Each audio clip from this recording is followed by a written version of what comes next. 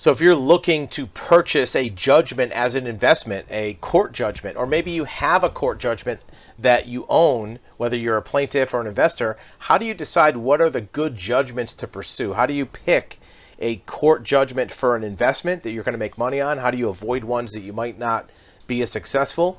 Is there a method to investing in judgments that come from a court settlement or default or even a litigated jury verdict? We have a lot of clients that come to us about investing in these types of assets, and they want to know, how do I find out good ones? Well, here's what we have discovered in many years of doing this type of investigation for clients. First of all, you want to find a judgment that is not a default judgment. In many jurisdictions, a default judgment has limitations on how you can do asset recovery. Even if you have a judgment against somebody and you find their assets, you find a bank account with $1 million in it, or you find real estate, you may not be able to directly seize or recover those assets or do what's called a writ of garnishment if it's a default judgment. The court is going to give that person the benefit of the doubt before you start recovering assets to maybe try to give them another chance to respond to the initial court hearing. Remember, we're not attorneys, we're not giving you legal advice, but these are just things that we see in our investigative side for clients. Number two is you also want to use what's called seasoning. You want to have judgments that are not brand new fresh, but also not too old. You want to find that sweet spot, that Goldilocks spot. You want to have a judgment that's probably at least 6 to 8 months old. You don't want one that's just issued.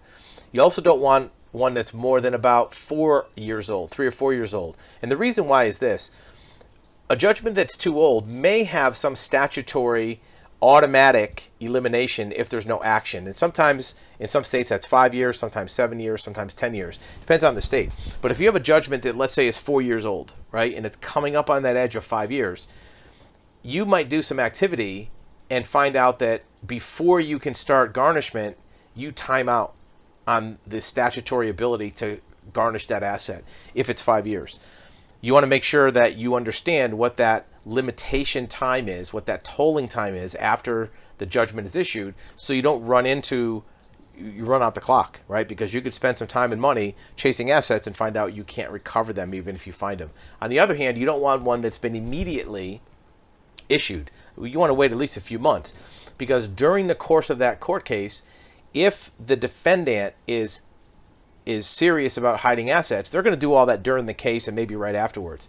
After 6 or 8 months goes by, they may be a little more complacent. It's hard to hide assets. It's hard to remember what accounts to write checks from, what activity to conceal, what names to put on documents. It's very hard to do. And after a few months, the dust has settled. They haven't heard anything about the case. They're maybe getting complacent. Now they're going to start making mistakes, and it's going to be easier to find those assets, those hidden bank accounts, that hidden real estate. So that's number two, is you want to get the right time period. Somewhere between 6 or 8 months and up to maybe 4 years is ideal. Are there exceptions? Absolutely. But you want to find that. And then what you want to do, once you've eliminated those, is do a very basic asset search. It's actually not even an asset search. It's a profile. You want to look to see what is this living standard of that person. What kind of house do they live in? Do they own the house? What kind of car do they drive? What lifestyle are they living? Look, if the person is destitute, living on the street in a tent, it's probably not worth it buying that asset because they probably don't have any money. But most people who have had funds or wealth or some type of standards in the past want to aspire to that level in the future. They may be down on their luck, but they're going to bounce back, and they're going to at least try to live a relatively standard lifestyle in the meantime. So you want to see how they're living. You don't want to do an actual asset search yet because that's going to cost you some money and some time. So first what you want to do is just do a brief observation of their current standard of living. You can do that by visual observation. You can do it by, Facebook stalking them or social media stalking them. When I say stalking, this is not where you want to stalk them. It's looking at their information online. Google searching them. And also beware if you're doing visual observation of them, make sure you understand the surveillance laws in your state so it's not something that can be construed as stalking or harassment. Just take a look and see where they live, what their car is. You don't want to get in their face. You don't want to let them see what you're doing because that could be considered to be negative, and get legal advice on that. So once you've done that and you decided I'm going to buy this judgment, Now you can take a look at, do you want to do a formal asset search, right? And the phrase asset search means different things to different people. Sometimes asset search means run a Google search on them. There's actually companies online that say, hey, I'll run an asset search for $100, and all they do is they run a Google search or maybe a LexisNexis report or TLO report. Database printout means nothing, right? But it's cheap. If you're going to actually run an asset search, you want to run a full asset search. And the way that's done is by accessing the actual records of that person. You pull the real estate records from the county clerk. You pull the vehicle records from the DMV. You pull the corporate records from Secretary of State. You pull the bank account records from Swift Code or OSINT or check verification or one of the other sources, or all of them, really.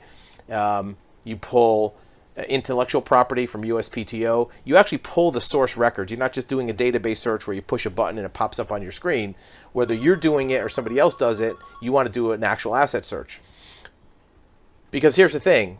If you try to get asset records from unoriginal sources or non-original sources, you may not be able to use those to do garnishments, right? If you get bank accounts or real estate from a third party or from just a database search or an online search, when you go to get the garnishment to seize those or put a lien on those, you don't have the original documents, it may not work, right? The court may not allow you to seize those assets if they're not sure that the records you have are complete.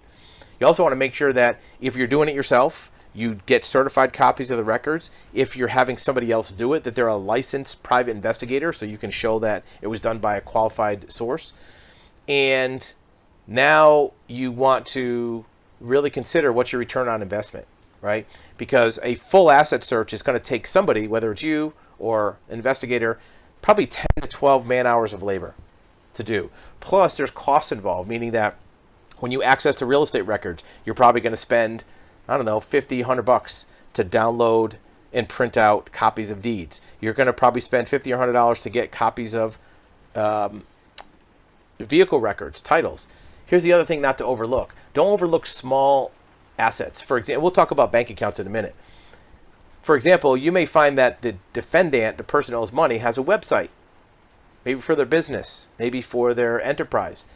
If their website is joesplumbing.com, you might not think that website is worth anything, but if you file a notice of seizure to the website registrant, and now you own joesplumbing.com website, that person is no longer in business because you have seized their website.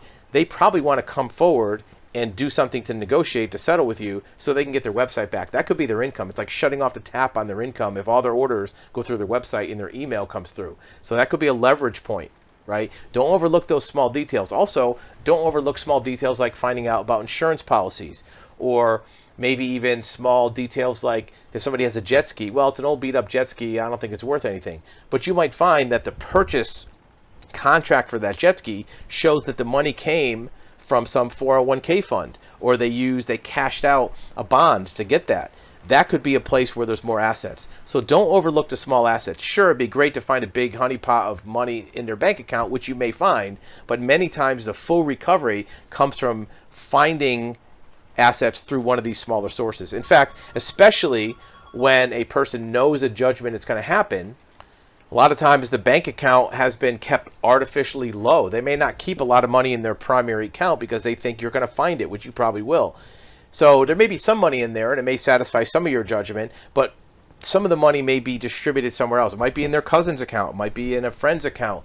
It might be put in like a CD. And if you find some of these other smaller assets and you find a connection to that, it's called tracing the funds or tracing the assets.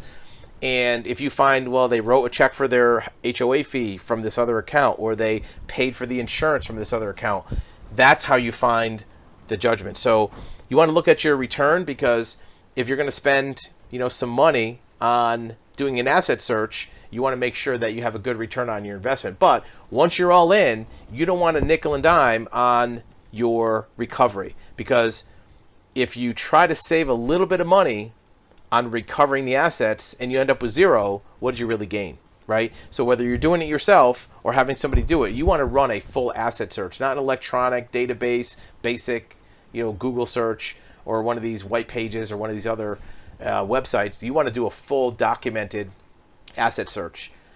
The last thing that's very important is if you are going to serve garnishments or judgments or liens on a what's called a trustee. So let's say if you have a garnishment against the bank, or a lien against property at the clerk's office, or let's say a seizure of a vehicle, you want to make sure that all your paperwork is done right before you file it with whoever holds that asset. Because here's why.